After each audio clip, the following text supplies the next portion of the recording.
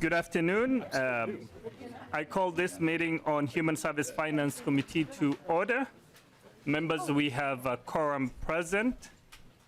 And with that, I just wanted to begin with Vice Chair Bernard. Do you want to move the approval for the minutes for January 24th?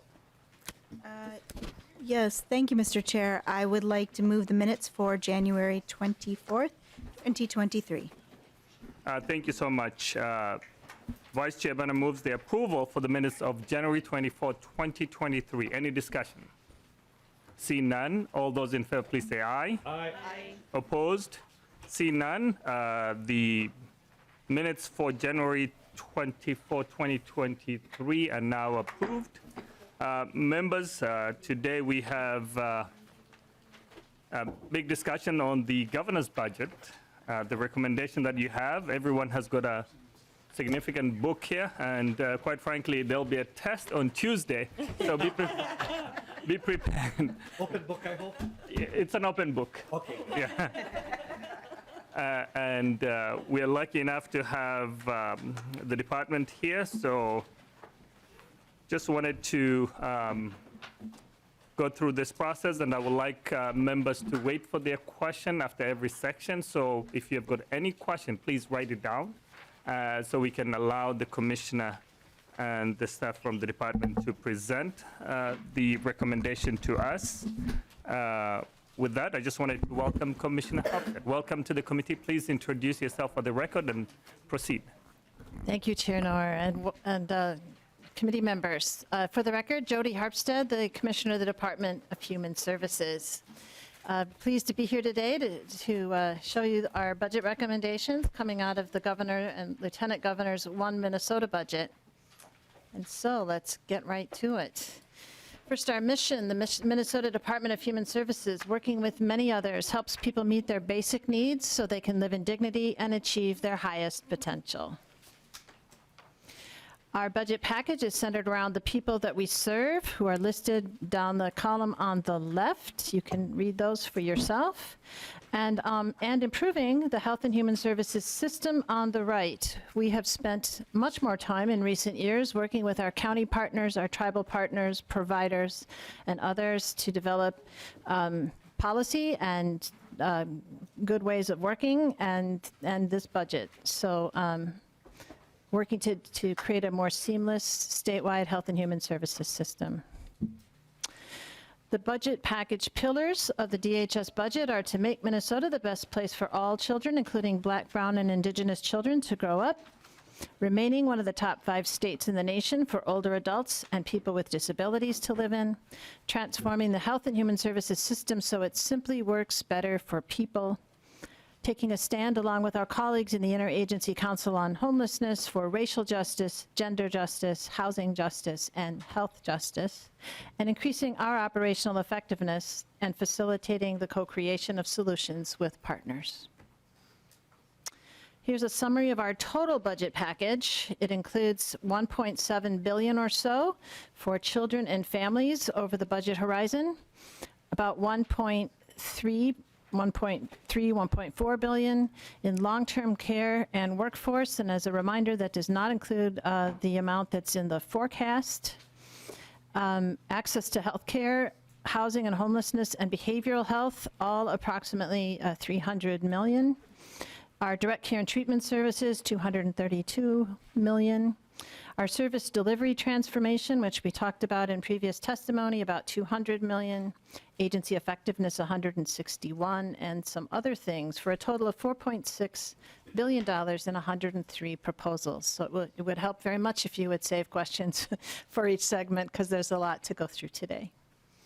Thank you, Commissioner. Members, any question about the summary of the total DHS budget? See none, Commissioner, proceed. Thank you.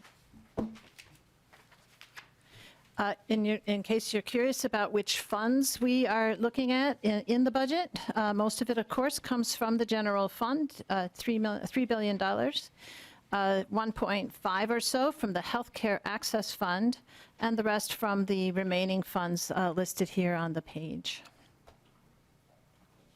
In this committee's jurisdiction, we will be looking at 1.35 billion in long-term care and workforce, 232 in our direct care and treatment services, 110 in behavioral health, and 48 million in service delivery transformation. And so we're going to go over our workforce and long-term care package, behavioral health, direct care and treatment, and agency effectiveness. And I am turning it over to Marshall Smith, the CEO of our direct care and treatment services. Thank you.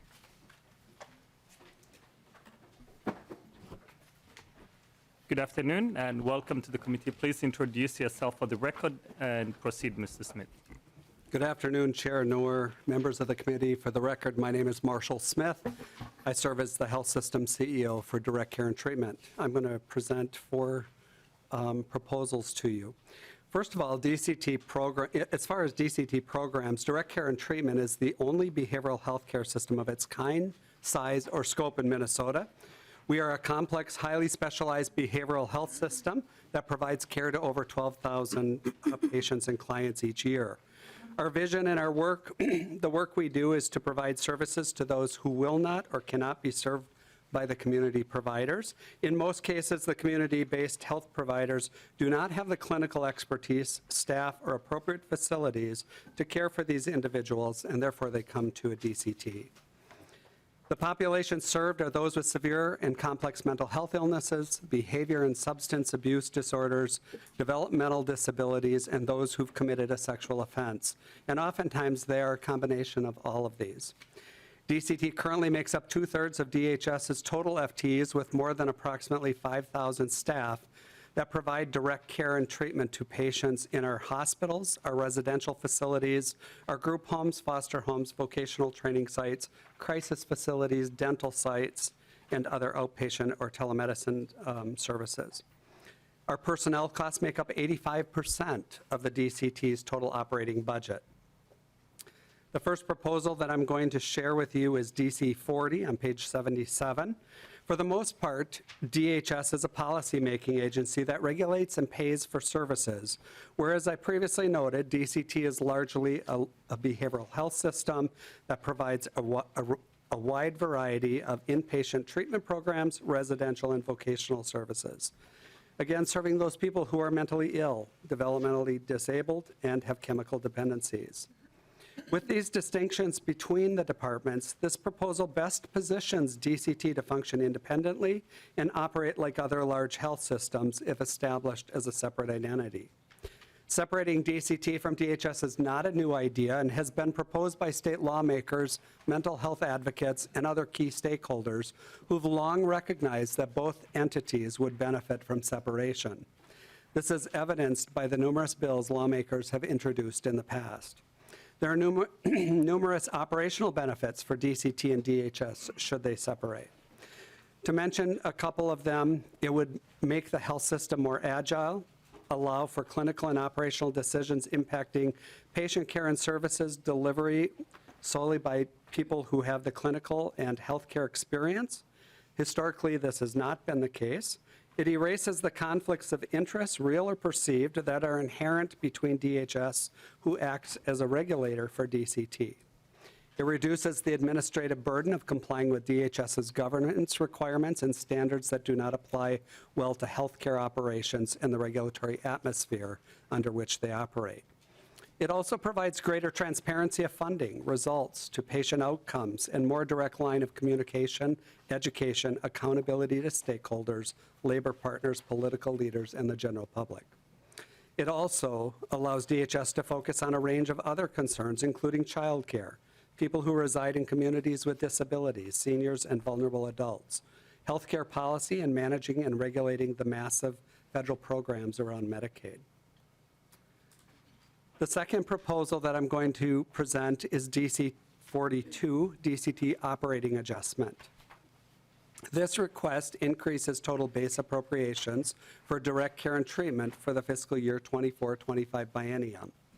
DC treatment facilities provide 24/7, 365 days per year to all patients. And because of the nature of the work, the facilities providing critical services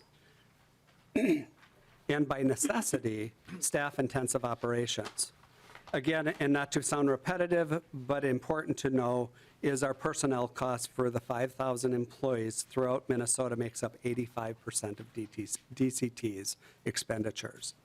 This proposal is being addressed today due to several factors that include inflation at historic levels, increased cost of salaries and benefits, and efforts used to mitigate staff shortages, facilitate recruitment, and retain new and existing staff.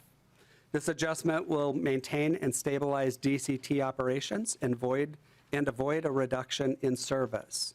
If funding is not received, DCT cannot maximize its potential to serve more. It may need to even reduce services because our complicating factor right now is our workforce.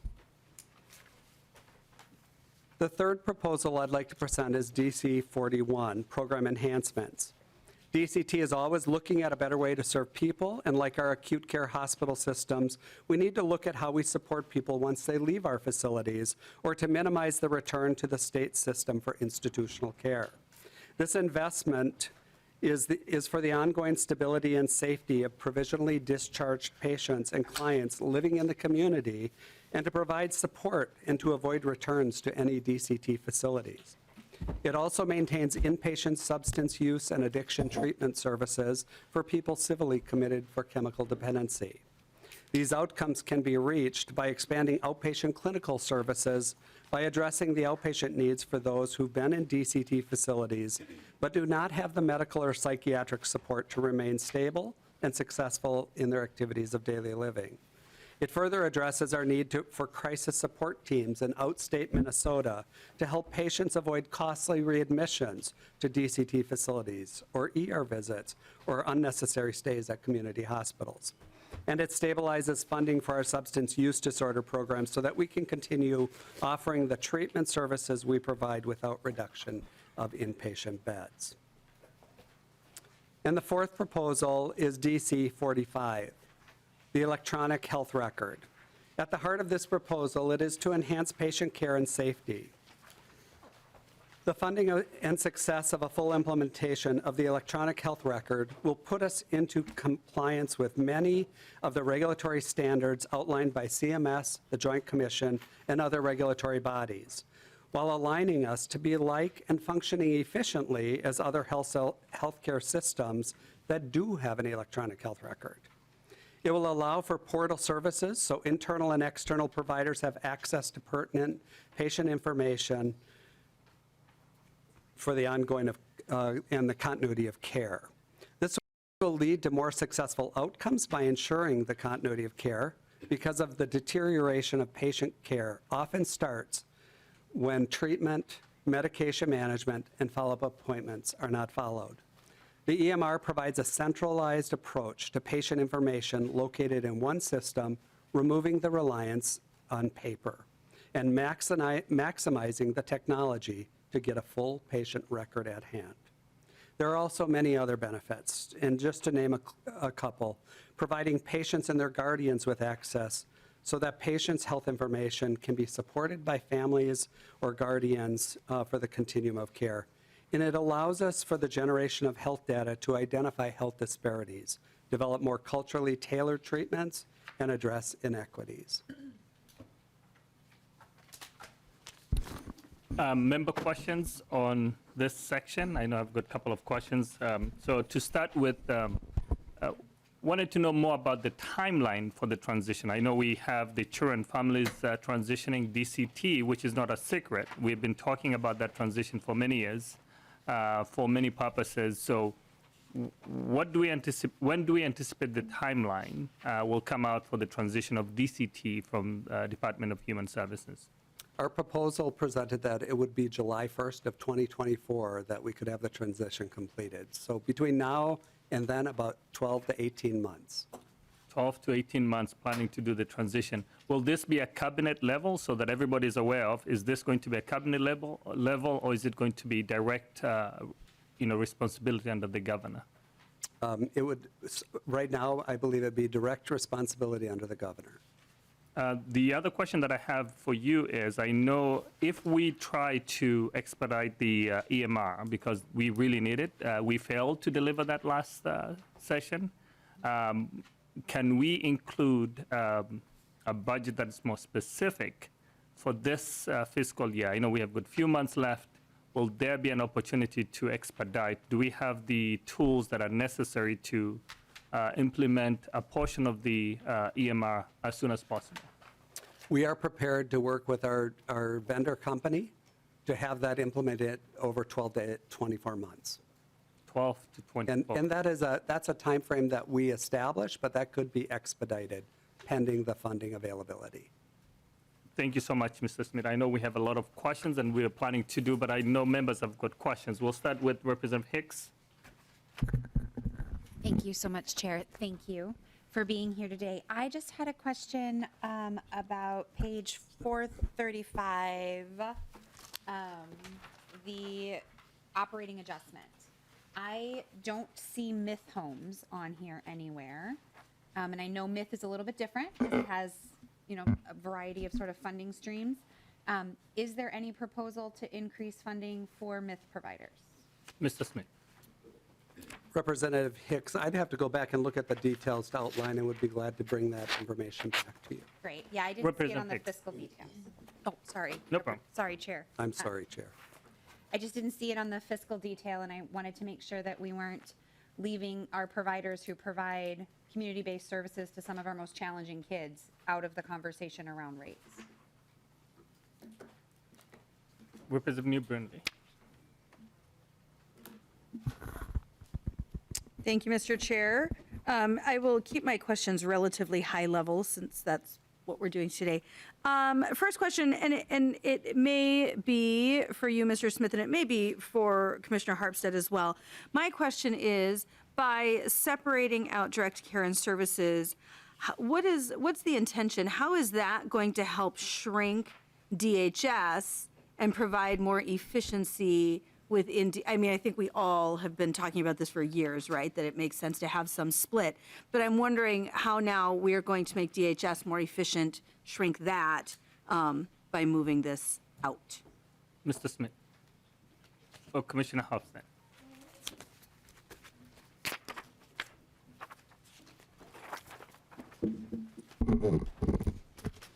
Chair Noor and Representative, the proposal does not shrink DHS, what's left of DHS after DCT splits away. We've been testifying previously that we need additional administrative support with all of the proposals coming our way, the additional grant money that's been coming our way in recent years. And so splitting the two does not cause either of them to shrink. We're not talking about eliminating any jobs on either side. And in fact, we're going to need some additional support to continue to do all of the work.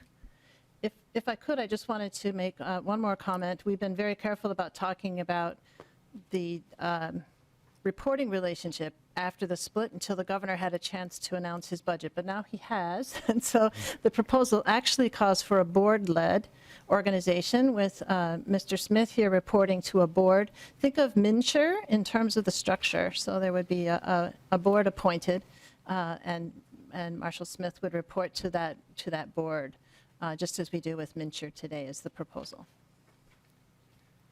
Lead New Burnley. Thank you, Mr. Chair. That is really concerning. We had an OLA report several years ago around the time that we were overpaying both the tribes and the counties.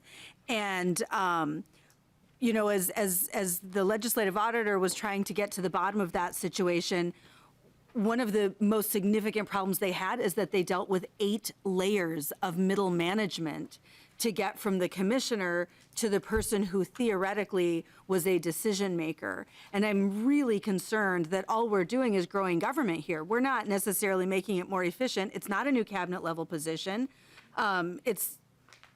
This seems like a difference without a distinction. So that is really concerning that while we're considering splitting, we're not considering the efficiencies and how to streamline what we're doing to provide better services. Just growing the bureaucracy, growing the agencies is really concerning.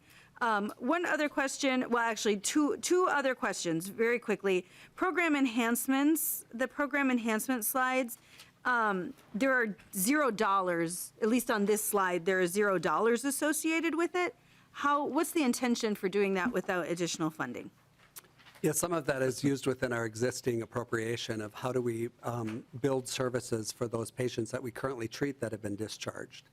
And then our care program, which is an enterprise service in which we bill for those services, we would like to use some of the MSOC's money to fund that piece of care to make it whole.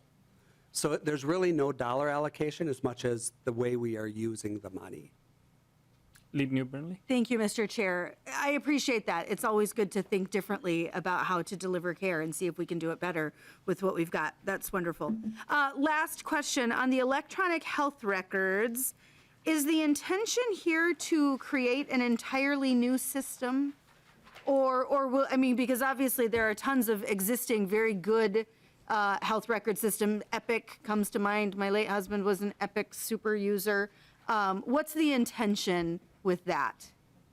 Yeah, Chair and Mr. Smith. Representative Brindley, we would use our existing system, which is NetSmart. And the DCT has a good start of an investment using the NetSmart product. And while I personally have had experience with Epic and many other EMRs in my career, this system is designed for behavioral health. So it certainly will meet our needs as well as have a portal effect with Epic. So there'll be the ability to intersect and be interoperable between health systems. So we would use the current system, and the money that we're asking for is to invest in what we're already doing, but to fully implement. Right now, we're about 50% paper, 50% electronic. Final follow-up, Lead Burnley? Thank you, Mr. Chair. I certainly appreciate the goal to go into 100% electronic. 50% paper is crazy nowadays. NetSmart, is that something that was created by DHS, or is that a market product that you've purchased and are implementing? It's a national company that works on behavioral health systems, and they're also integrating much with Epic to address Epic facilities who don't have a behavioral health product.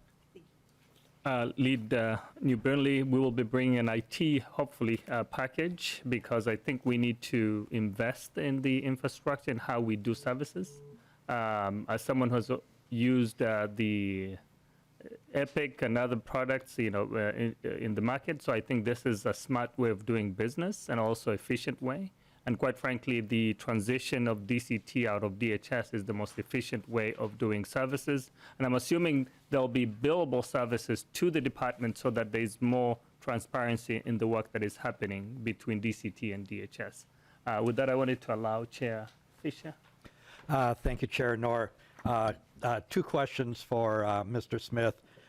First question is, with the proposal that you have coming forward, will that help address the capacity system in the direct care treatment? And what I'm getting at is that I hear from hospitals that so often they need to send people to direct care treatment facilities, and there are no beds available. Not necessarily that the beds aren't there, there's no staffing. So wondering how much of that problem is going to be addressed with this proposal. And number two, if inflation had been figured into here, how much of this amount that is being asked for would have been covered if we would have already had inflation built into the budget? Mr. Smith, and also, what is the wait time for anyone to be placed in under the DCT? So, please proceed. Yeah, we do have a breakout of wait times. I don't have them with me, so I could certainly get that information back to you. That will be Chair. appreciated. Thank you. Chair, Representative, to answer your question about addressing capacity, in our budget proposal, our appropriation is to meet the current needs based on our current volumes and the staffing that we have.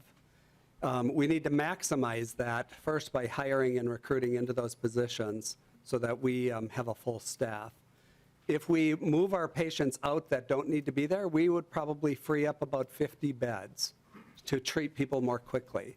But our waiting list today is about 300 people.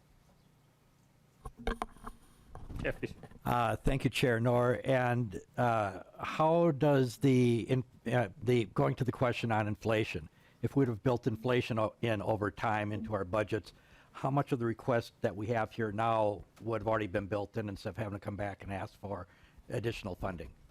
Yeah, Chair Representative, I would have to either ask Elise to help me with that Ms. Bailey. or come back to you with some details. Chair Nor, Representative Fisher, we could definitely run the numbers for you on that. Chair Fisher. Thank you, Chair Nor. Thank you. Yes, I'd be curious to know that because, I've heard over time from other presentations here where some of the limits that we've had in the department is instead of filling positions, we're using those dollars to cover inflation elsewhere. And I think it's important for us to have a better understanding of what are those dollar amounts really on a year-to-year basis type of thing. Thank you. Representative Zalesnika.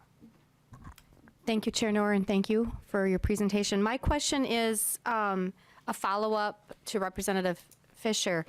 The hospitals are having a hard time discharging in every community. Nursing homes and assisted livings also need placement for behavioral health, sexually inappropriate residents, mental health, addiction type things. My question is, are you taking admissions right now from nursing homes, assisted livings, hospitals, or is it bottlenecked at your level too? Mr. Smith. Yeah, Chair Representative, our admissions are primarily by referral. So a patient that meets the criteria for hospital level of care, that we have specific criteria for that. Most of our referrals come from hospitals, doctors' offices, community health centers, counties. That's where our primary referral base comes from. Representative Zalesnika. Thank you. I just have a follow-up. So I'm assuming that are you surveyed then for your vulnerable adults like nursing homes and assisted livings? Do you have annual surveys too? Mr. Yes, Smith. Chair, Representative, yes, we do.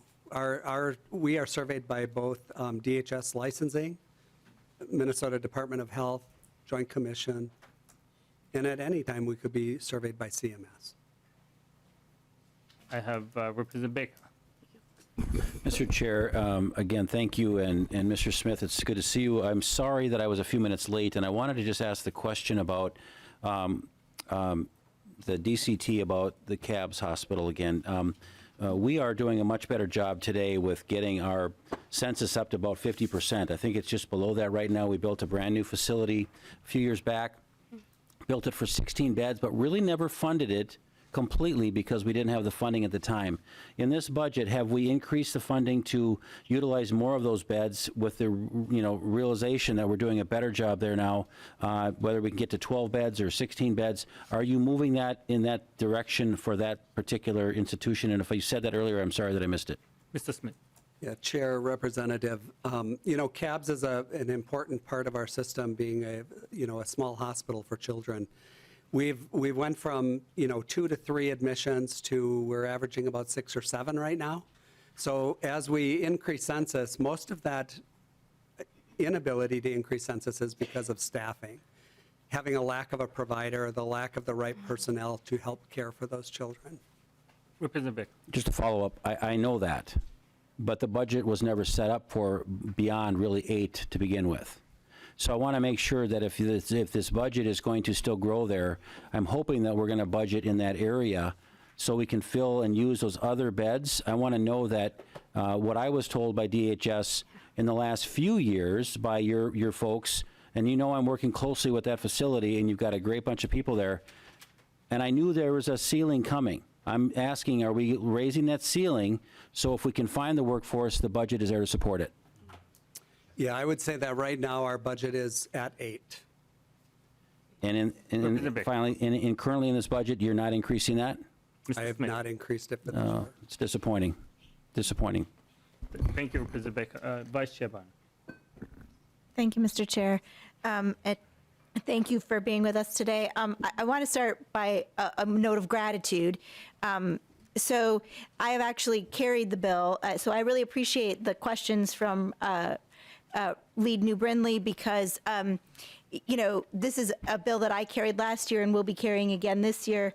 And I want to say just a note of gratitude in that DCT in our conversations, it is it is one thing to face up against a legislator. It is another to face up against a 20-year veteran of the IT industry, a project manager and software development manager, and get grilled on the intricate details of why you chose one product over the other and who did what and what's your timeline and what is the scope and what are your increments and when are you going to deliver them. And so I will say I have seen incredible growth in the department in just the last 8 months in terms of defining the scope and the maturity of the organization and really laying out the plan for where that EMR is going to go.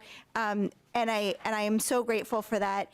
I do want to say also that I am really grateful that I know you're, as new having new executive level leadership over there, that there's been an extensive amount of research to make sure we had the right product for the job. And to dive a little further, I know there was a question about why Epic versus the product that you chose. And I know that Epic is a great product, but it also is a little more expensive. And it does not have some of the customization for behavioral health that you alluded to. And I know that I grilled you all about that particular topic pretty extensively. So thank you for being very gracious, and thank you for the question from Representative New Brindley, because I know it is a good question. It's a great question. So just wanted to say thank you, express my gratitude, and look forward to continuing to do that work with you. Chair Representative, I'd just like to say thank you for your support as well and your interest. We have one final question, and then we'll proceed after that. Representative Zalesnika. Thank you, Chair, and thank you, Representative Baker and Fisher, and thank you. I'm deeply concerned. We have a pillar of caring for children as number one of the number one for the state. And this 8-bed count concerns me because I know we have children who are in hospitals who have not seen sunlight for months because they can't get placed. It's just not acceptable. We have to have a better plan, and we as a committee have to find a better. I know for fact, I know doctors who are calling me, asking me what is happening from the cities, from Minneapolis, St. Paul, all the way up north. And they cannot do one-on-one in a hospital setting, in the ER. So we need a plan. Holding them in an ER bed, and as a child, 8 and 10 is pathetic. So I asked this committee to find solutions, and I have no further questions. Thank you so much for your comment. I think we've got a lot of work to do in that aspect, and also I'm hoping that we'll get the bill for that separation of DCT and to be able to get through the committees here. So thank you so much, Mr. Smith, for your presentation. So we move to the next section now.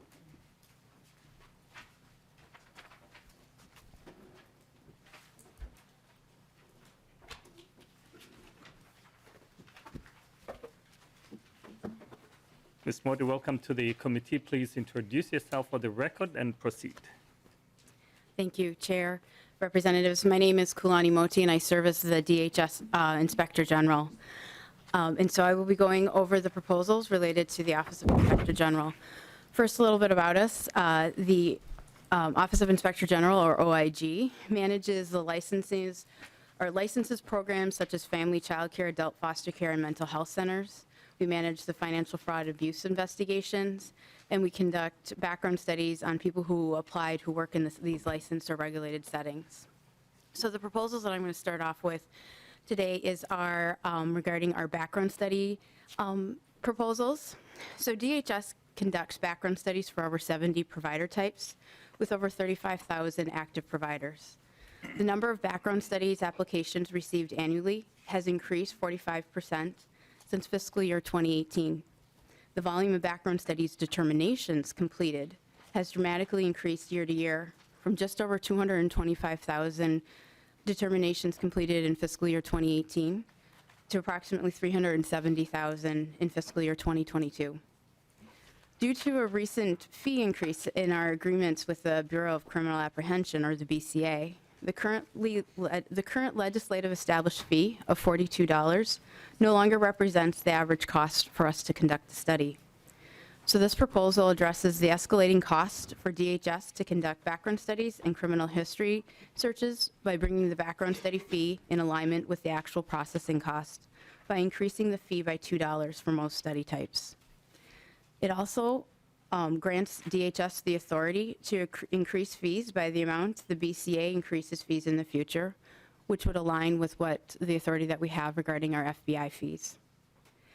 It also allows DHS to recover the cost of tribal background studies for adoption and child foster care from the general fund. Without a fee increase, there will end up being a structural deficit in the special revenue account, and DHS may be unable to meet all of our statutory obligations. And then our other proposal around background studies is regarding our background studies operational costs. So critical and essential background study functions are being performed without the corresponding infrastructure and increases in staffing capacity, which are needed to ensure DHS's statutory obligations are met.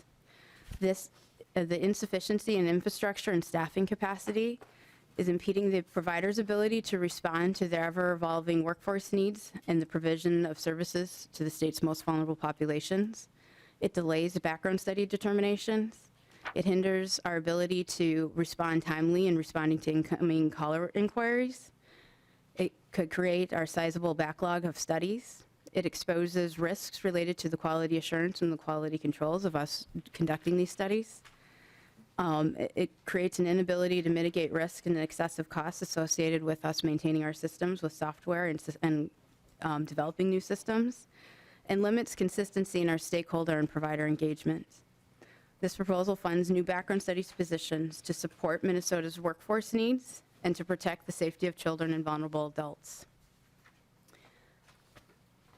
So our next few proposals. Yes. Before we go there, I think Representative Killer's got a quick question. Thank you, Chair Knorr. Thank you for this. We've been talking about background studies and the barrier that it creates. Particularly in my community of Moorhead, which is the largest, fastest growing community outside of Minneapolis, St. Paul. I find it really concerning that we have to drive 45 miles to an hour just to get one way, just to get to a background study location. So in your adjustments, how are you making sure that this is accessible? Because this is the first barrier to employment. If we can get through our background checks, or people aren't driving, I mean, greater Minnesota, we're really good at driving through bad weather, but I don't think that we should have to. And in some of the instances, the people that we're hiring maybe don't have access or the extra time to do that. So can you talk to me a little bit and share what you're going to do about the accessibility barriers that we have around background checks? Ms. Moore. Mr. Chair, Representative, yes, we're aware of the challenges that with our fingerprint locations, specifically in the Moorhead area. We have a sole source contract with IDEMIA, which is our fingerprint vendor, to be able to come in and administer fingerprints statewide.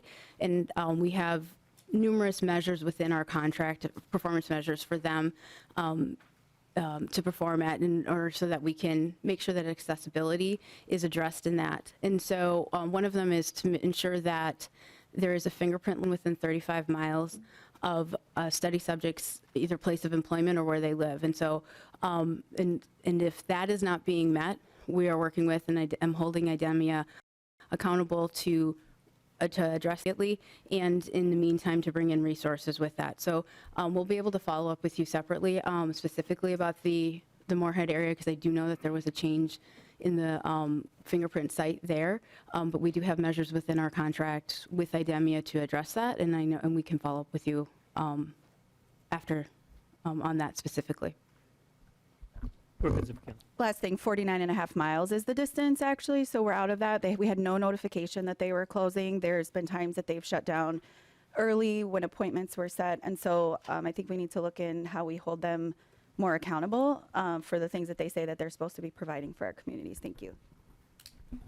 And just also wanted to follow up, I think there was a background study that was done, and we're hoping this committee will hear about that, and some of these issues can be addressed during that conversation. Representative Kwong. Thank you, Mr. Chair. I thought in the past, or I know in the past, there have been issues of some people having to get multiple background checks because they weren't sharing, if it's there wasn't a repository of where you get it, it's good for X number of months, because I know people that had to go through their sort of sub for people leaving for vacation or maternity leave, and so they're long-term subbing in several counties over a period of time, and every time for this program or that program, they had to do a background check and get the charge. The other thing is we're paying some outside entity to go around and do fingerprints. You think we've got law enforcement that can do fingerprints in those locations locally. You might as well see, maybe you fund some FTEs to give some extra work and have it done there. Or maybe you have a regional person that goes from law enforcement location, you know, in the towns, and then you can schedule it. I mean, there are ways of providing service in greater Minnesota that doesn't require big contracts to some other entity that don't have the service that we could do if we just got together with the people we're used, you know, right in our area. So that's a suggestion maybe for someone to, you know, do an amendment somewhere. Thank you, Mr. Chair. Yeah. Oh.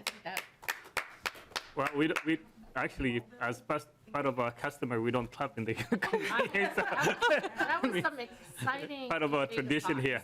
Well, I know we've got a lot of work to do, and that was just more of a comment on work that needs to be done. I'll let Representative Bacon follow up. Yeah, thanks, Mr. Chair. And with your comments, too, just before Representative Quam spoke, it sounds like we're going to have a whole hearing on this issue. Is that correct? Because there's a lot of issues on background checks that we have to dive into. I want to know where the work group is at.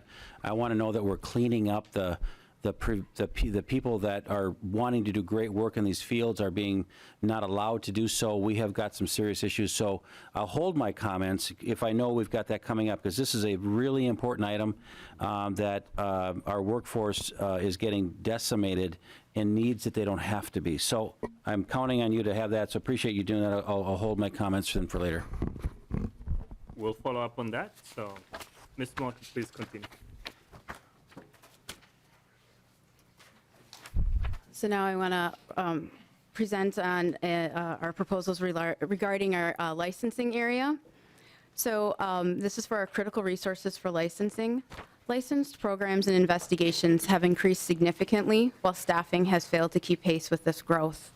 This proposal strengthens core functions of DHS licensing, which includes licensing and oversight of home and community-based services, child and adult foster care, and child care centers, as well as maltreatment investigations and the department's ability to respond to urgent program needs to ensure continuity of services for vulnerable adults and children. This proposal will benefit license holders, applicants, and vulnerable adults and children in licensed programs by allowing for more timely licensing reviews and maltreatment investigations, quicker responses to questions, concerns, and complaints, and more expeditious processing of applications. If this proposal does not pass the legislative session, DHS licensing will continue to fall further behind on processing our licensing applications, conducting our licensing reviews and investigation, and most importantly, fail to protect the vulnerable adults and children receiving services. On our Op 78, home and community-based services corporate license application. So this proposal is addressing two problems. The first is that that individuals and then our non-individuals or otherwise corporations pay the same application fee for an HCBS or home and community-based license. The second issue is that the DHS HCBS license application fee is far less than the Department of Health or MDH's application fee for a comprehensive home care provider license, which is a comparable license. And since the license fees are different for the two departments, applicants may apply for the less expensive license instead of the license that more aligns with their businesses. So this proposal increases license fees for these corporations or non-individuals applying for an HCBS license and will create a more equitable fee structure for HCBS license applications. And it will account for the resources used to process applications from non-individuals and align the fee with MDH's comprehensive home care license. If the fees align with MDH application fees, applicants may be more inclined to apply for the license that best aligns with the services they are equipped to provide. And then our last one is Op 81, which is streamlining of our behavioral health regulation. So the Uniform Service Standards, or USS project, is a multi-phase reform of the regulatory structure and service standards of mental health services in Minnesota. The next step in this reform project is to begin to create a single comprehensive licensing structure for mental health service program. This will improve the integration of behavioral health services, reduce the administrative regulatory burden on providers, and will ensure clients receiving services under consistent requirements. This next step for the USS project is to transition the regulation of certified community behavioral health clinics, or CCBHCs, and the services they must provide from the various processes in our behavioral health division to one standard licensure process in the licensing division. Phase 2 of the USS project would transition the following types of services to licensure under the jurisdiction of licensing division by January 1, 2026. Would be those CCBHCs, the children's therapeutic services and supports, adult rehabilitative mental health services, mobile crisis, and community mental health centers. This proposal includes a direction to DHS to make this transition.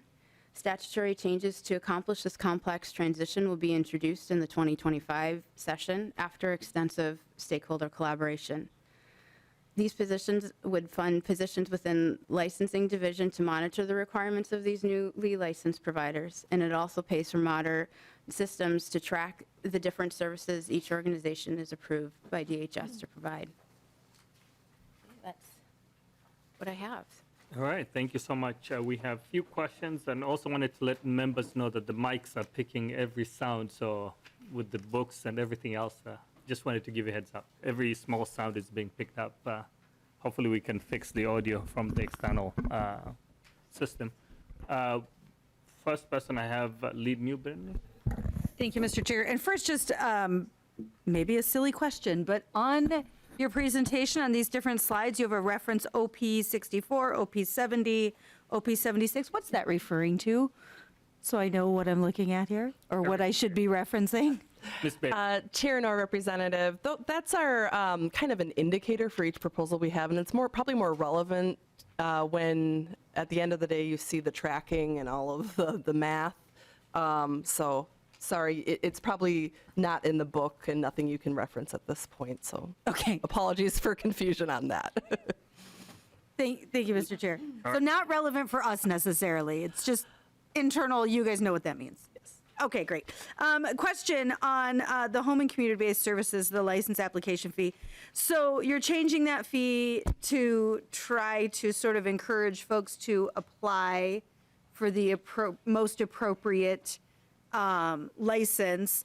How is that playing out right now? I mean, what are the ramifications right now of applying for something that might not be the appropriate license?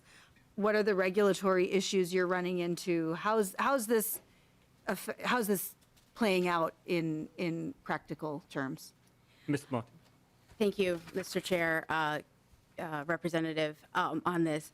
So what we're starting to see more and more is the length of time that it is taking to work through an HCBS application. So it's requiring significant technical assistance from our licensors to go through that process, to answer questions, finding out and leading more towards that they don't have the correct competencies or the ability to provide the necessary HCBS services that would fall under our license and may be more appropriate under a home care license.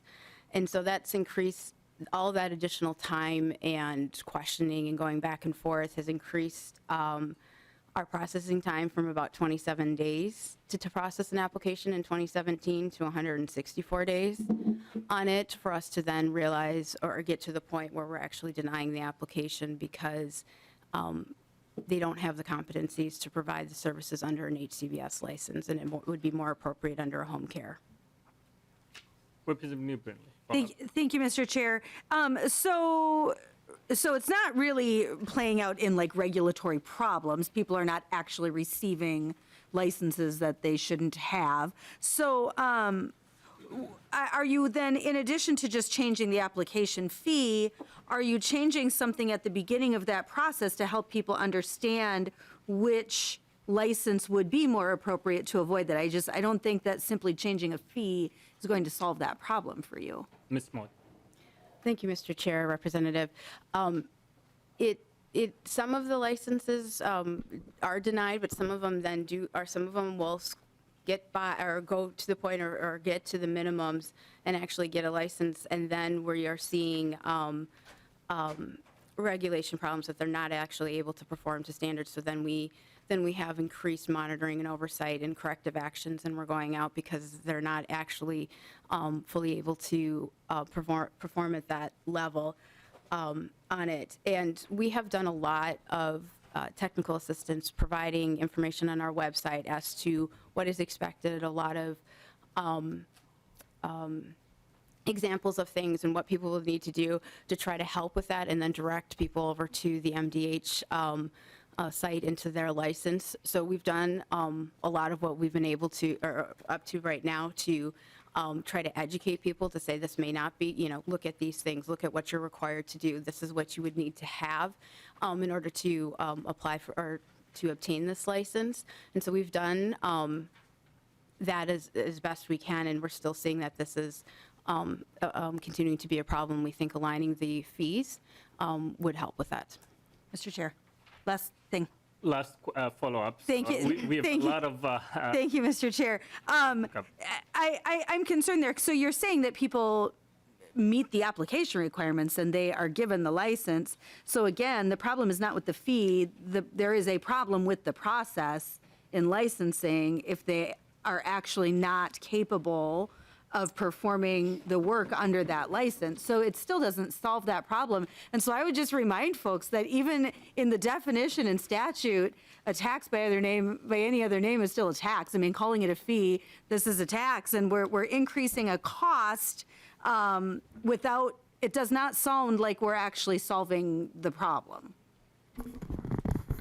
Ms. Mott, if you wanted to comment on that, or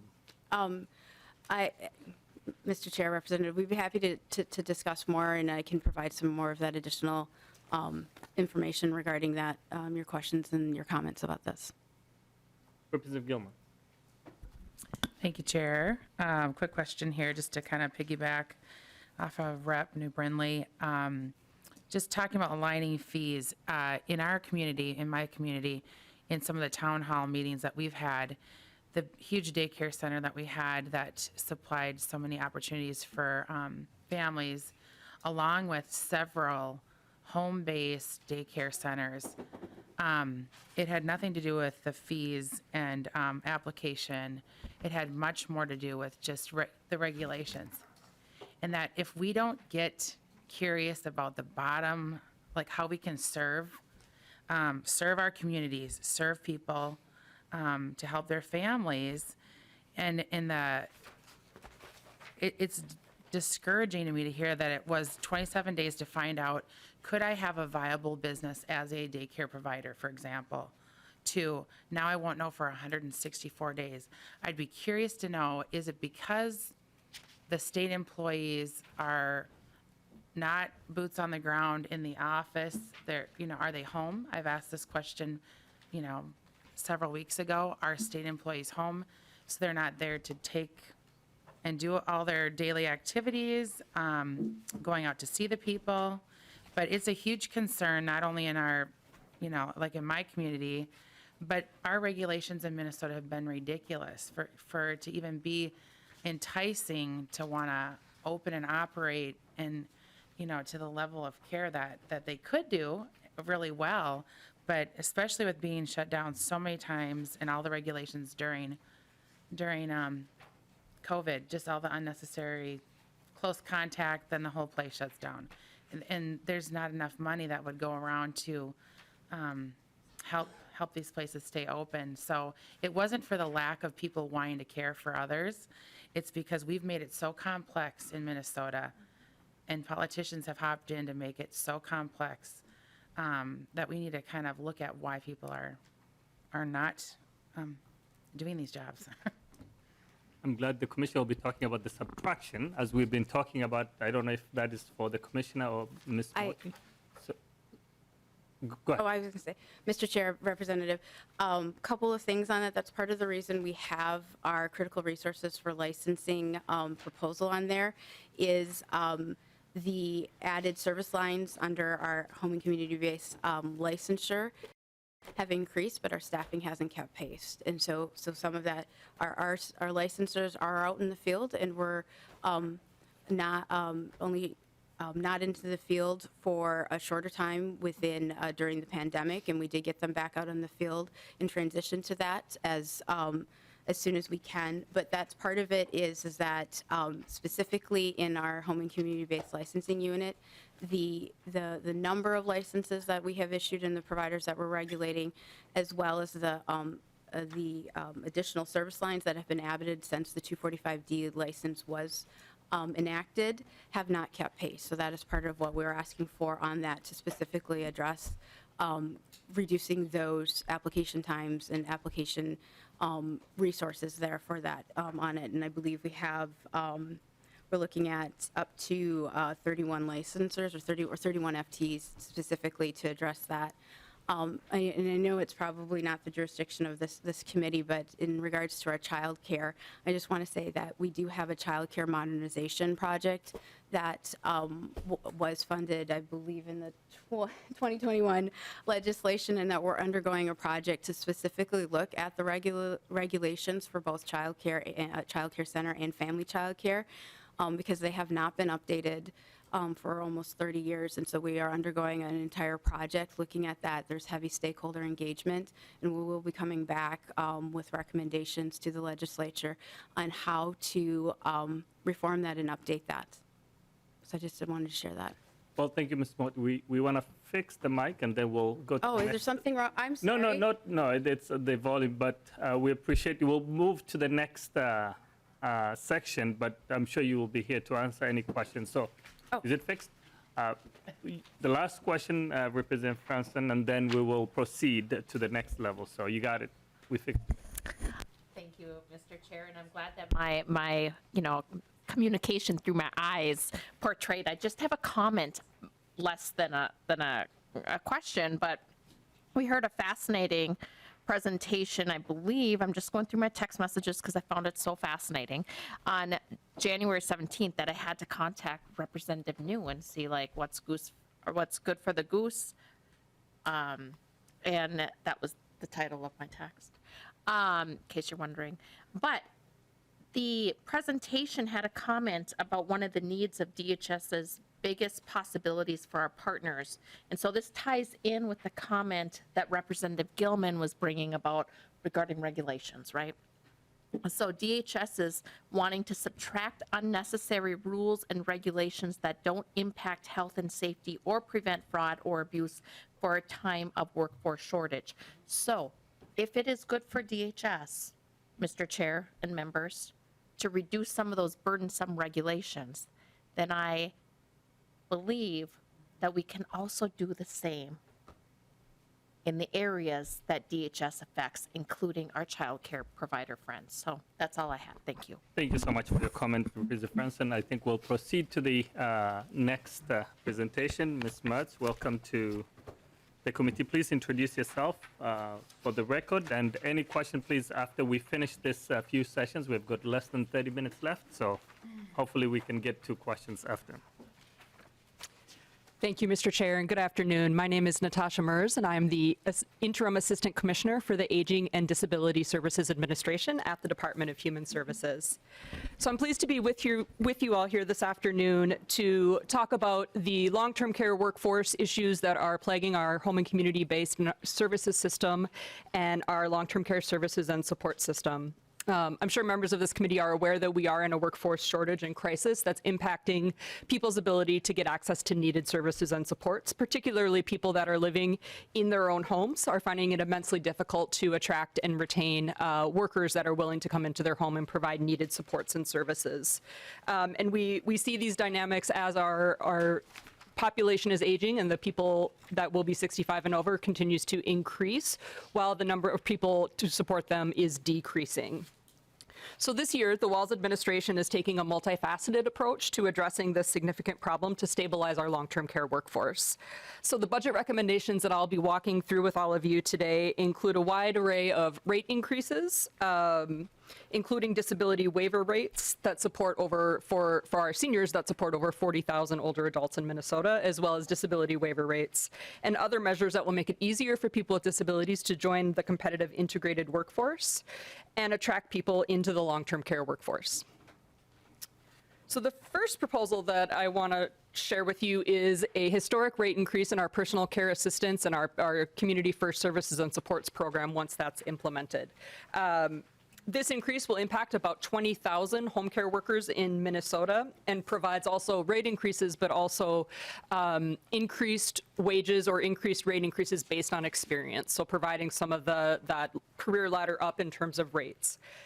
It will also create a more robust orientation program that will help people feel fully prepared for the important work that they will do after becoming a personal care assistant or CFSS worker.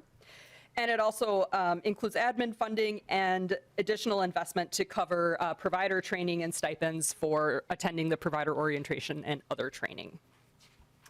It also includes an enhanced budget for people that utilize the self-directed or the self-directed model under the waivers as well.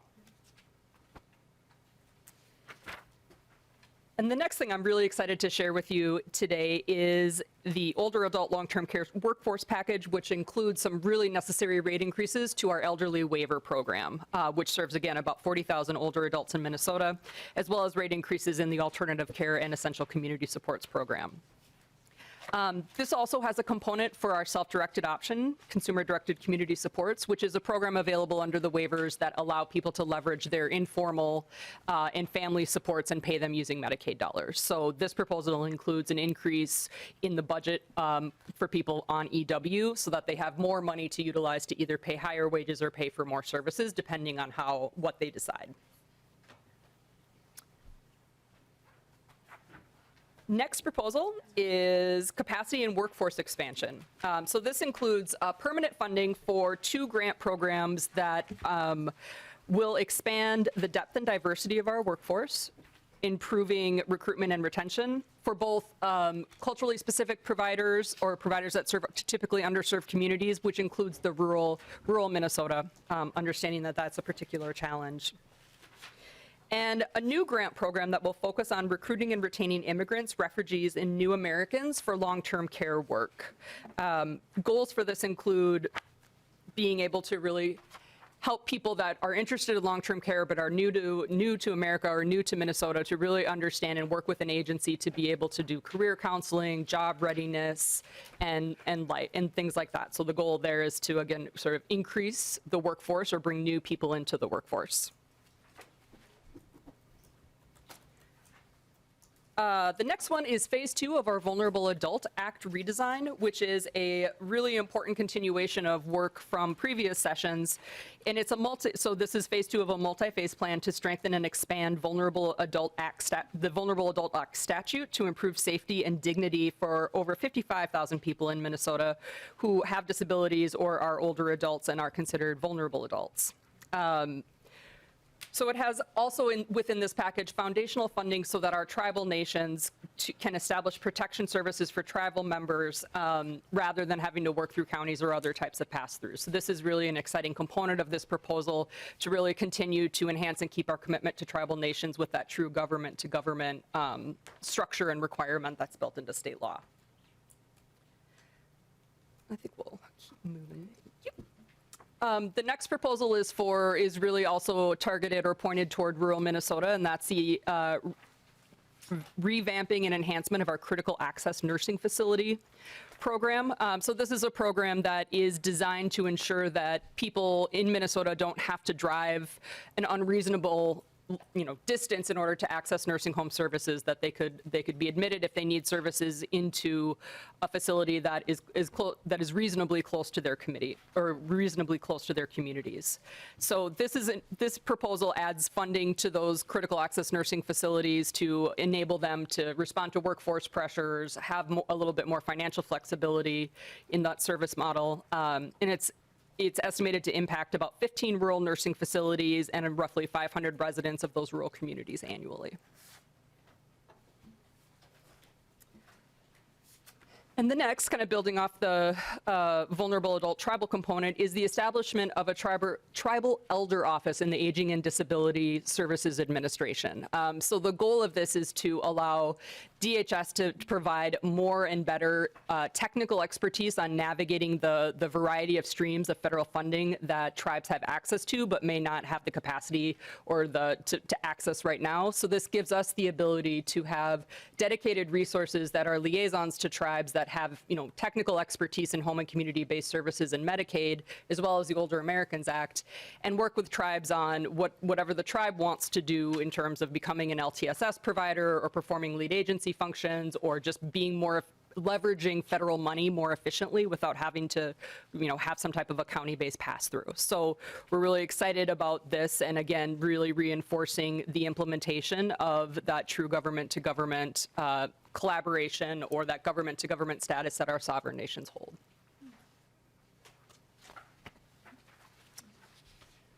And these next proposals are related to improving the assessment experience for people with disabilities, or improving the functionality when they're in a particular program.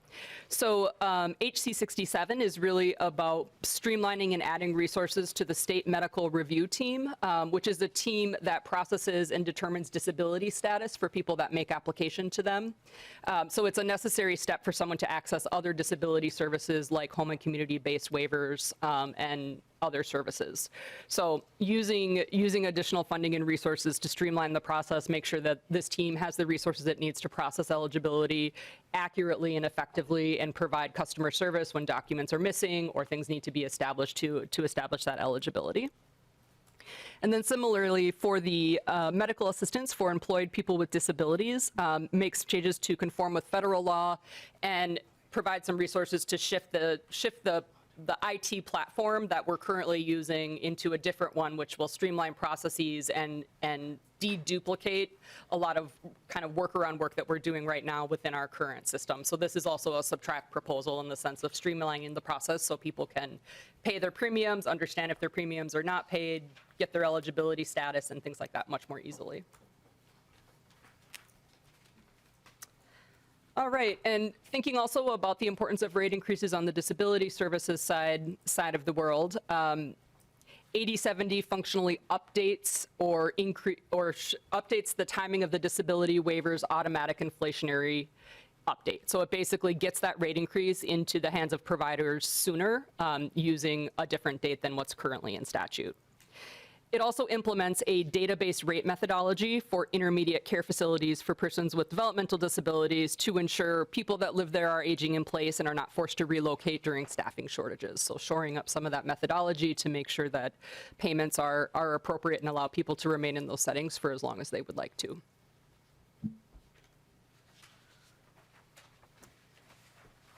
And workforce sustainability for people that live in their own homes. So this is a proposal that has a few different components to it. It includes rate increases for our positive support service, which is a really important service for people that live in their homes or communities that have maybe behavioral challenges or need positive supports in order to be really successful in their community. So it increases rates to attract new providers into that service line.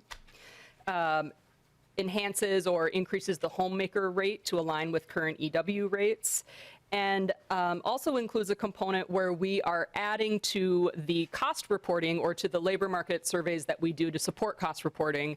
And this change includes getting direct feedback from the direct support professionals themselves. So currently it's the management entity or the provider that's completing the cost reports that then go and support recommendations on rate updates. And we also thought it would be really important in a workforce shortage to make sure that we're hearing directly from the direct support professionals on those things. So this proposal includes some admin funding to make those changes to our current system, as well as increasing some funding for the Disability Hub, which connects people with disabilities to resources, tools, as a one-stop shop where they can call someone, they can chat with someone, they can email and get information about their services and benefits, or if they want to talk about what employment looks like, or if they're having trouble accessing housing. The Hub is that central resource for them to get started and get the right information at the right time. as well as investments in Direct Support Connect, which is an online job board that helps people that want to hire home care workers find those home care workers and make good matches. So we'd really like to expand that program to include profiles in different languages and have more functionality and user usability.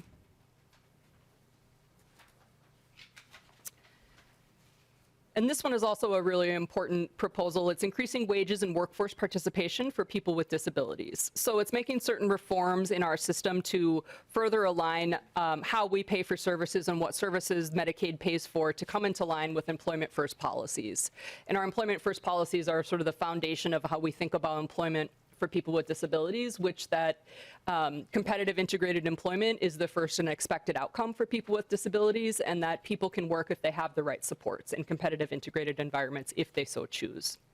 So this proposal has investments in both training, technical assistance, and other things that will make more inclusive work sites and increase wages for people with disabilities, some of whom are currently earning sub-minimum wage. So this proposal does propose a phase out of having the disability waivers pay sub-minimum wage in 2028. And this package is really composed of a sub-minimum wage elimination task force that has been meeting over the past year, and so this package is coming forward on the recommendation with the components of that really important task force.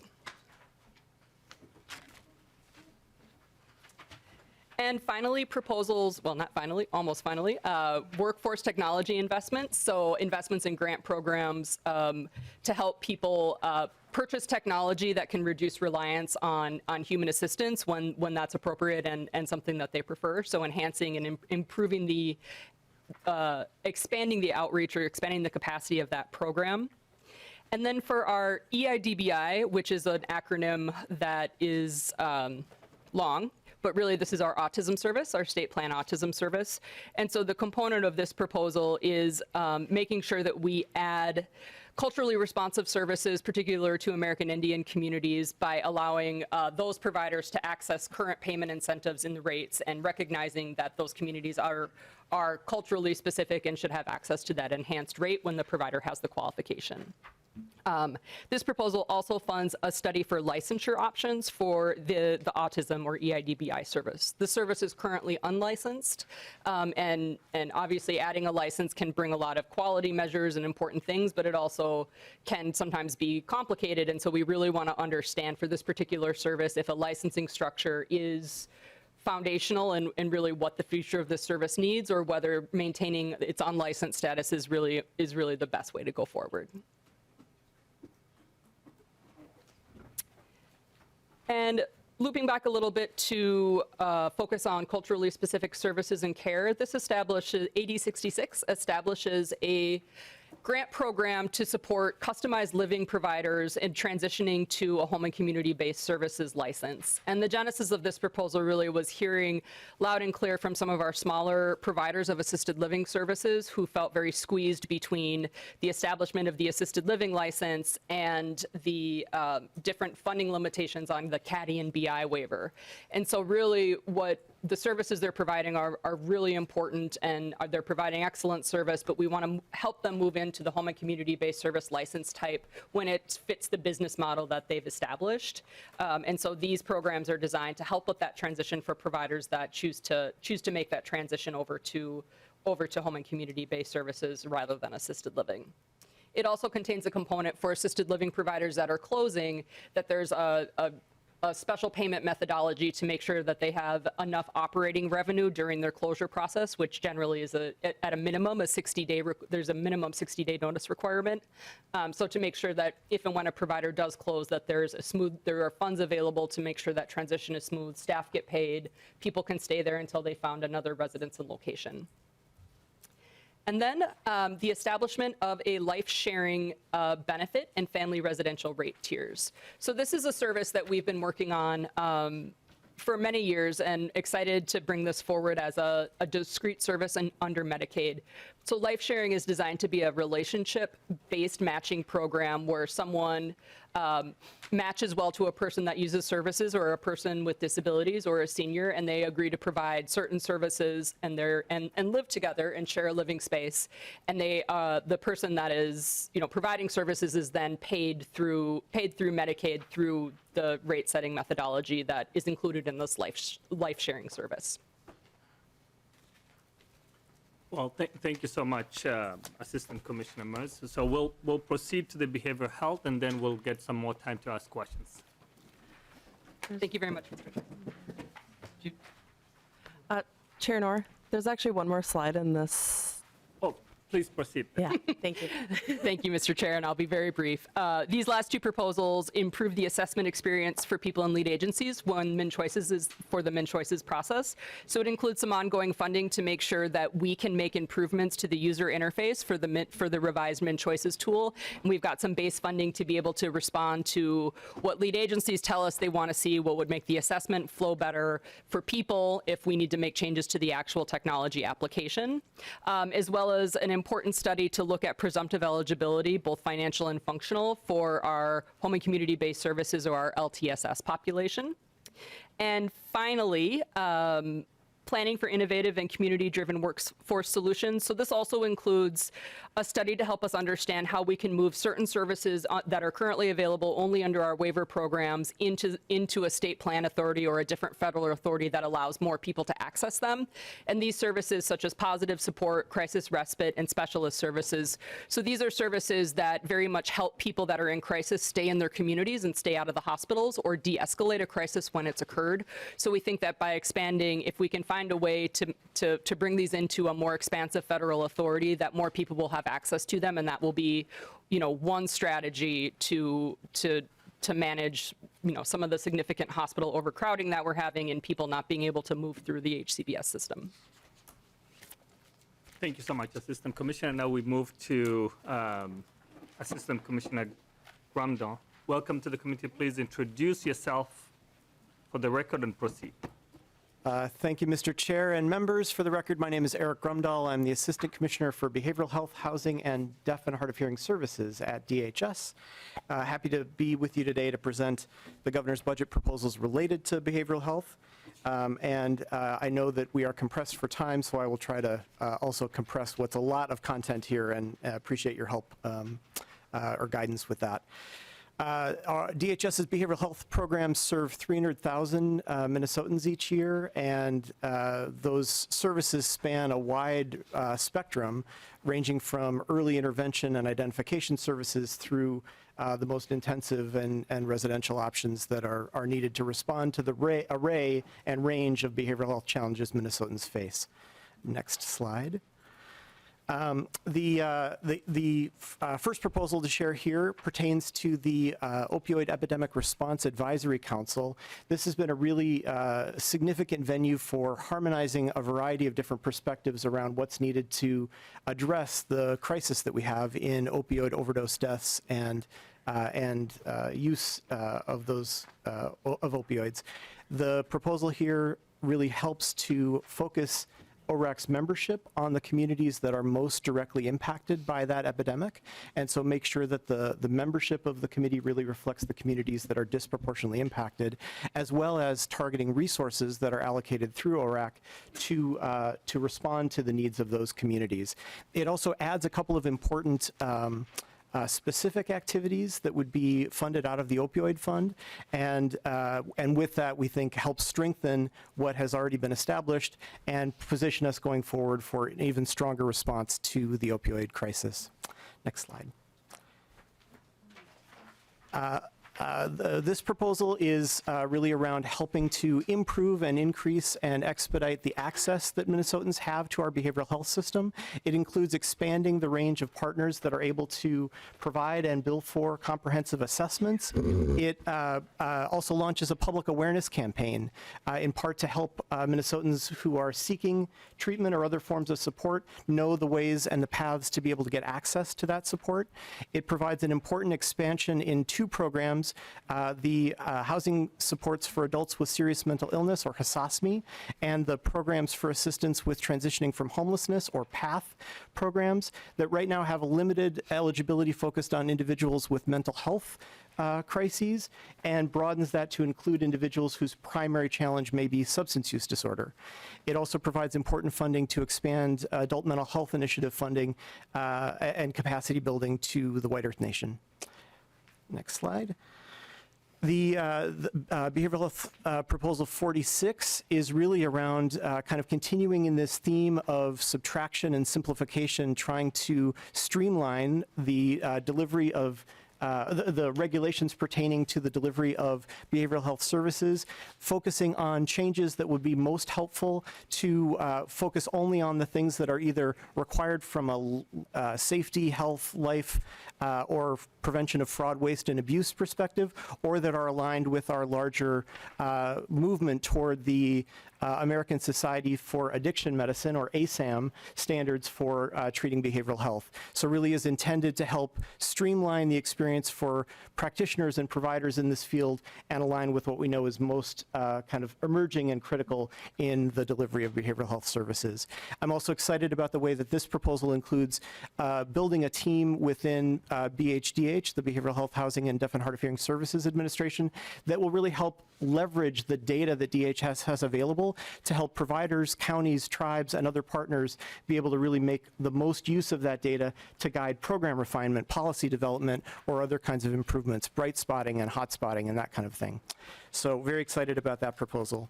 The next set of proposals is really around improving access, and so this is about making sure that strengthening the paths for young people, children, accessing children's residential facilities when that is not via a child protection entry point.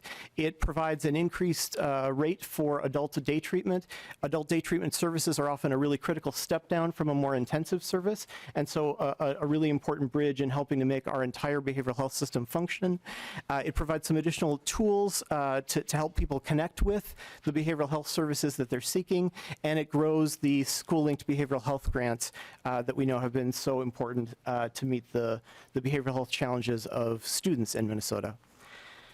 The next package includes, and apologies, I'm going at such a brisk pace in the interest of time, is some important expansions in our mental health crisis services and early intervention services, including an expansion of the funding for first episode psychosis programs, and continues our grant funding and strengthens our mobile crisis supports in a variety of ways, as well as expanding the infant and early childhood mental health consultation program to include schools as partners in that program. The next proposal is really around addressing what we know are these critical, and as you've seen across our proposals, workforce challenges by being able to build on some proven interventions that we know are helping to increase and diversify the behavioral health workforce, including the really impactful cultural and ethnic minorities, minority infrastructure grants, or CMIG grants, that have not seen an increase since they were created, but have been a really critical way to help make sure that the behavioral health workforce in Minnesota reflects the individuals that are seeking behavioral health care, and that those practitioners are supported in entering the field and staying in the field. Two more sets of proposals.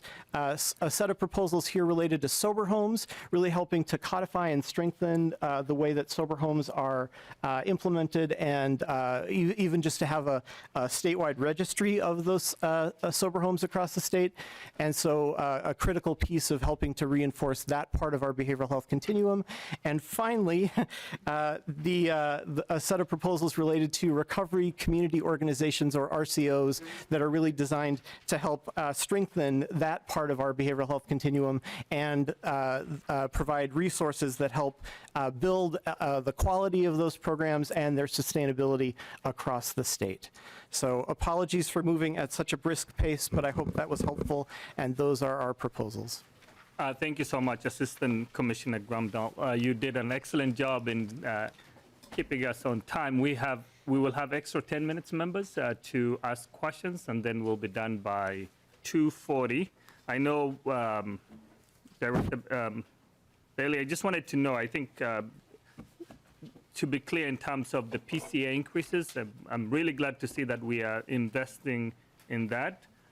Is it the 16.88% increase on overall what we're paying right now? Is it 21.98% on that aspect?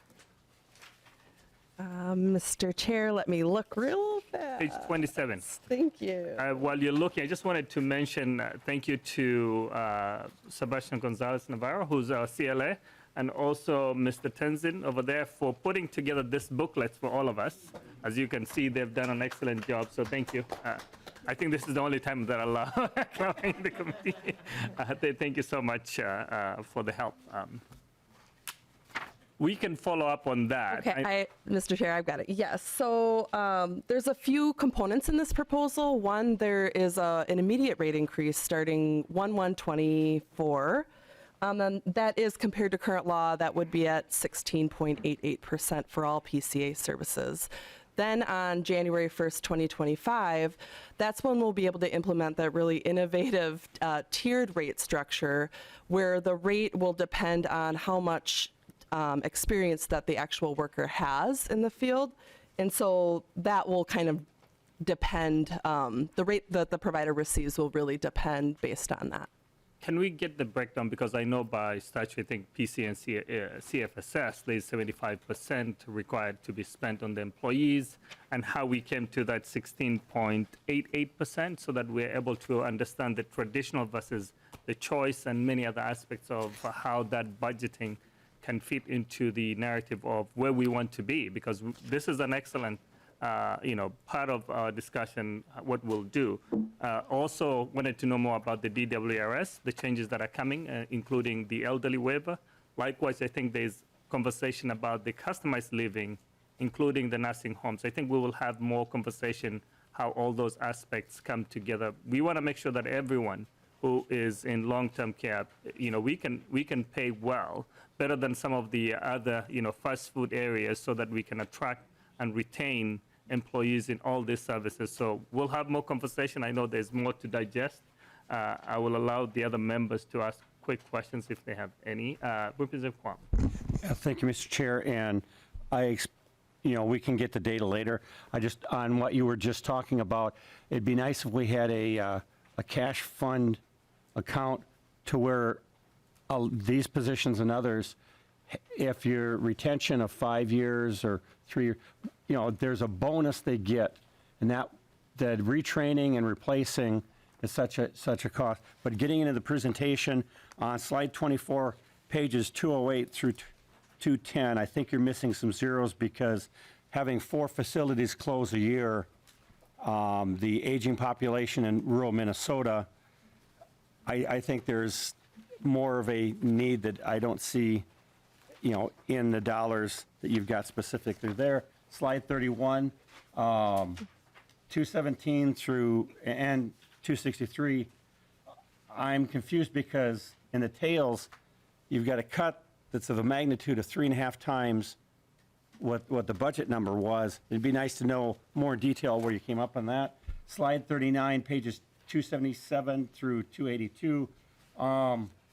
Frankly, I'd like to see some partnering with schools and youth groups, because they probably would be good to interact with for efficiencies and more timely interactions. So thank you very much.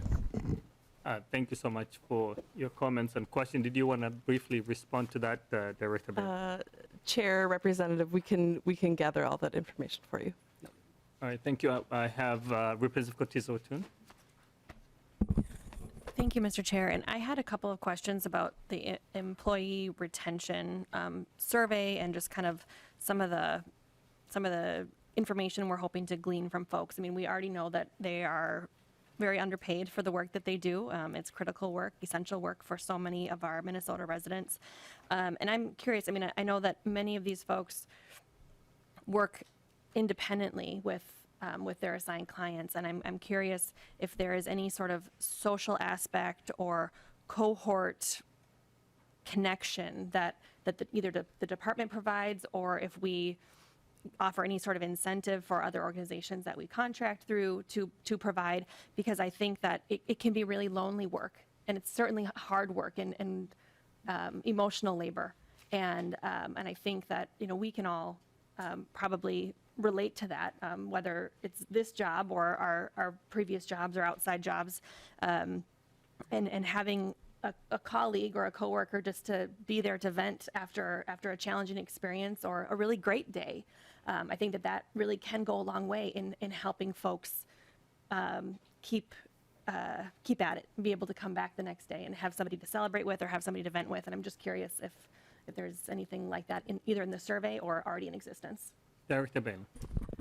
Chair Noor, Representative, yeah, I think the point of the survey is for us to really understand from the point of view of the direct care worker, what is your experience? What are some barriers you're facing? But what are the joys that you experience in the survey? And also as a way for us as DHS administering these programs to continually improve how we run the programs. I don't know if Ms. Mers has additional context on whether we have relationship building programs with direct care Assistant workers. Commissioner Miles. Mr. Chair, Representative, thank you for that really important question, because I think you're raising a really important point about our self-directed workforce, right? So I think you had mentioned that correctly, that there are programs within Medicaid where people that use services can recruit, train, hire, fire if needed their support worker, and they are able to do that from their family, from their communities, from different sectors, and there are a few limitations on that. But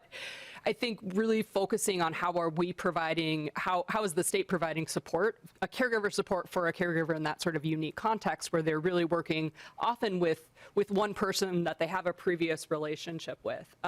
So certainly would be happy to have, you know, more conversations about that, but did want to point out that as a part of the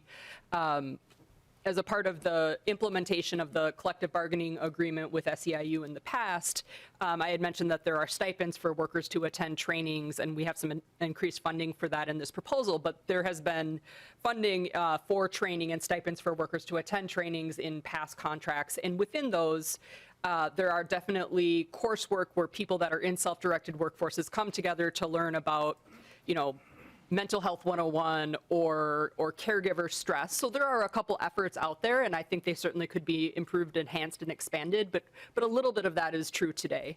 But I just wanted to thank you for raising that issue. Thank you. That's really helpful. And actually, when your comment about how as a part of this, we're looking to expand, that kind of just piqued my interest and made me think of it, because I wasn't sure if that was a self-paced type of training or if they would have interaction with other folks who are going through that same training at the same time, because I think that could be really important. Yeah. Thank you. Thank you, Assistant Commissioner. I have Lead New Brindley. Thank you, Mr. Chair. And Ms. Mers, thank you for your information. I've got a question on slide 22 where you're talking about the 2 grant programs. And I'm wondering if you can just describe those programs a little bit for us. Let us know how those function exactly. Assistant Commissioner Miles. Yes, Mr. Chair, Representative, would be happy to. So the provider capacity grants were funded under the American Rescue Plan with one-time money, and we are implementing or in the middle of implementing that grant program. And the goal of that grant program is really to develop new providers in the home and community-based services sector, whether they're serving culturally specific communities or serving people in greater Minnesota where access to services is more necessarily limited than it might be in the metro area.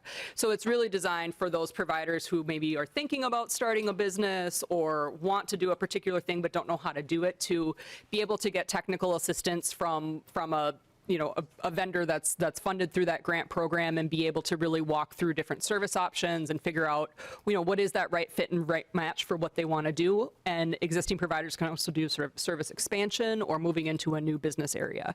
So this proposal would fund those provider capacity grants on a permanent basis in the base, rather than just the one-time money that we're administering right now. And I'm really pleased to report we just closed our second round of proposals that we asked for, requests for proposals. And first round, we got about 150 proposals, and this round, we got about 400. So we're really excited with the take up and want to make sure that we can fund these programs long term and have the administrative resources to be able to continue to provide technical assistance and really be more hands-on with emerging providers. Did you have a follow-up, Lead New Brindley? Yes. One, I've got a couple more questions, Mr. Chair. One, so this is for expanding and new providers. You know, we've lost 2,400 beds in long-term care facilities over the last 3 years, and I'm concerned a little bit actually by our level of creativity here. It seems like there are probably more streamlined solutions to bring back some of those beds. This just seems like an odd way to do that, to try to bring back those beds. And what about the other grant program? Sure. Assistant Commissioner. Mr. Chair, Representative, thank you. Let me start with, I didn't answer fully your question, with the new grant program, and then I'll pivot to the second question that you asked. So this new grant program really is focused on bringing in new people into the workforce and taking advantage of people that might be new to America or new to Minnesota to try to incentivize them and make it really easy for them to choose a career or a job in the long-term care workforce. So it includes funds to, pay different grantees with different expertise working in the refugee and immigrant space, as well as, building up capacity for home and community-based services providers to be able to figure out how we can quickly add new workers to the workforce. For your question related to the first grant program, I would say that the provider capacity program is focused on new home and community-based services providers. So its policy objective for this particular proposal is not necessarily to find different ways to fill beds that are going unfilled or beds that have closed in the long-term care system. That's certainly a very significant problem. It's just that this particular grant program isn't designed to address that problem.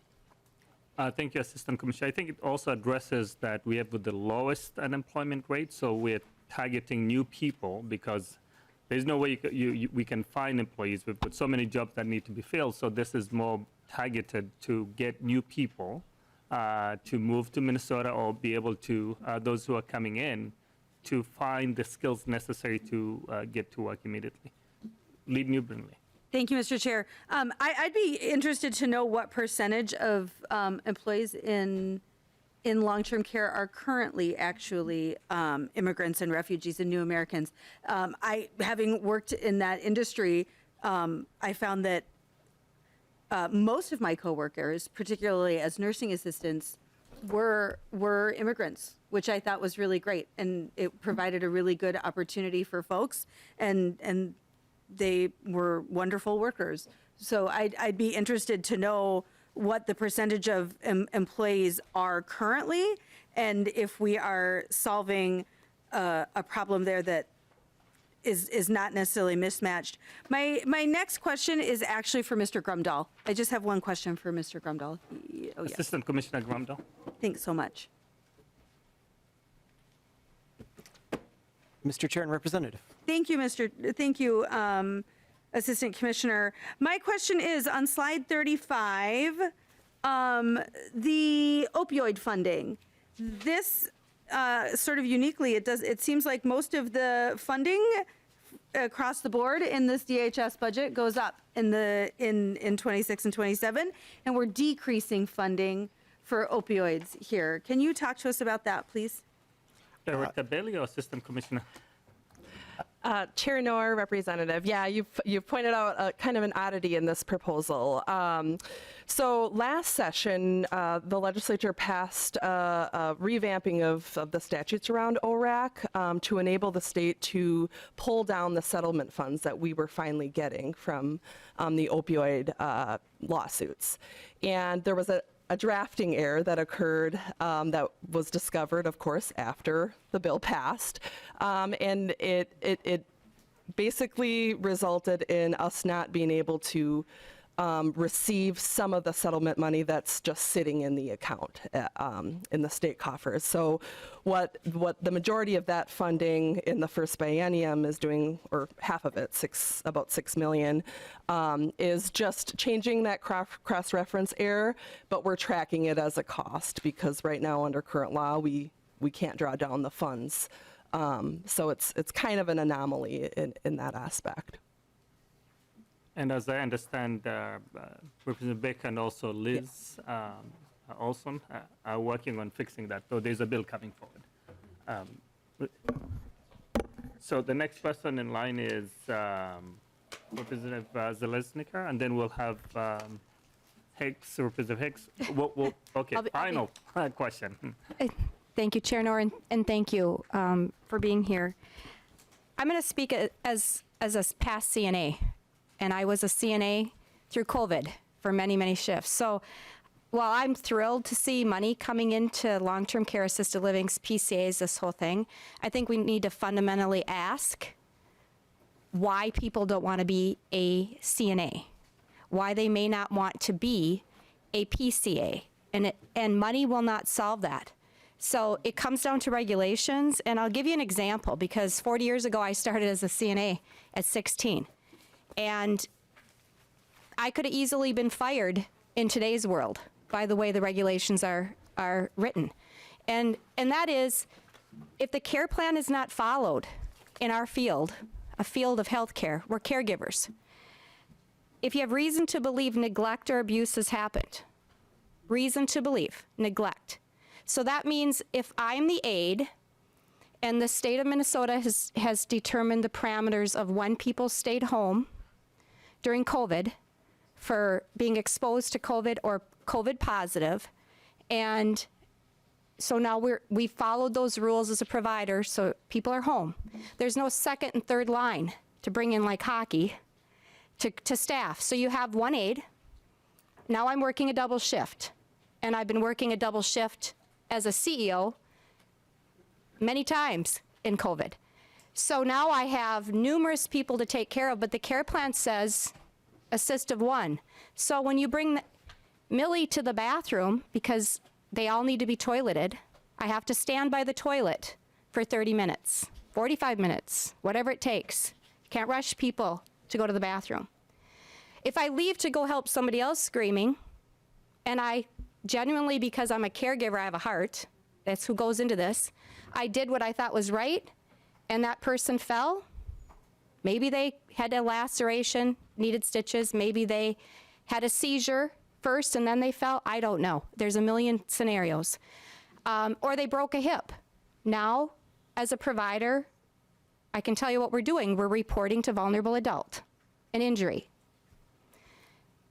We're getting surveyed, we're getting fined, and the providers are terminating that great employee. So if you're an employee and you're a great caregiver, why would you want to work someplace where you're being labeled as neglect?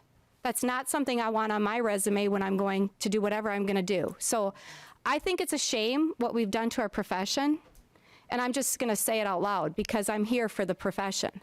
And we need to get health occupation classes back in the high schools, and we need to start incentivizing people and bringing respect back to caregiving, because I used to be respected, and I still respect all of them that do it. But it is a very punitive system we're in. And we are fined. Their facilities are being fined, and I've asked for the amounts, and I'm waiting for the amounts to see what the fines are. Those hundreds of thousands of dollars of fines have taken facilities' ability to pay staff, buy food, all the things that we did. And we need to look at the big picture. So I encourage the Department of Human Services and Minnesota Department of Health and all of us as elected officials to look deeper, because that's the real problem solver here and the missing puzzle. And I don't know how many in this room have been an aide, but I can say I have. And I just was one real recently, living 16 hours on a dementia unit because there's nobody to come in. And it will happen again. And the biggest population's coming through, and we're not ready. Thank you. Well, thank you so much, Representative Zelezniker, for your comment and statement. We value the work that many of the care providers are doing. we'll have more conversation about this whole process. Just wanted to thank the commissioner, the director, and the assistant commissioners, and also Inspector General for the presentation. Members, you can take your booklet. We'll have more conversation, and there's some few things not included. So with no further agenda items, we're now adjourned.